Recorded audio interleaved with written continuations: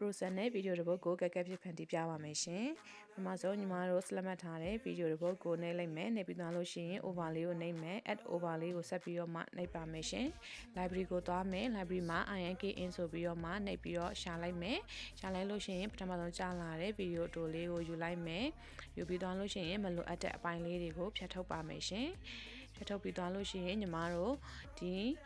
ဒါလေးကိုလက်နှစ်ဖက်လေးနဲ့လက်ညှိုးနှချောင်းလေးနဲ့ screen တစ်ခုလုံးပြည့်အောင်ချဲပါမယ်ရှင် frame လေးတွေကိုတေချာညှိရပါမယ်ညှိပြီးသွားလို့ရှိရင်ညီမတို့ key frame လေးချပါမယ်ရှင်ထိတ်ဆုံးဗီဒီယိုအစလေးနားကိုသွားပြီးတော့မှညီမတို့ key frame လေးကိုချမယ်ပြီးသွားလို့ရှိရင်ကိုလိုအပ်တဲ့ဗီဒီယိုအဆုံးလေးနားကိုသွားပြီးတော့မှ key frame တစ်ခုထပ်ချပါမယ်ချပြီးသွားလို့ရှိရင်တော့ screen အမဲလေးကိုတစ်ခုလုံးပြည့်အောင်လက်လေးနဲ့ဆွဲပြီးတော့မှချဲပါမယ်ရှင်ချဲပြီးသွားလို့ရှိရင်တော့ညီမတို့ split ဆိုတဲ့ဟာလေးကိုတစ်ချက်နှိပ်မယ်နှိပ်ပြီးသွားလို့ရှိရင် light tan ဆိုတဲ့ဟာလေးကိုတစ်ချက်ထပ်နှိပ်ပါမယ်ရှင်ကဲအဲ့တော့ process နဲ့ video တစ်ပုဒ်ကိုရရှိပြီပဲဖြစ်ပါတယ်ရှင်လိုအပ်တဲ့သူလေးတွေယူသွားပါအားလုံးကိုကျေးဇူးအများကြီးတင်ပါတယ်ရှင်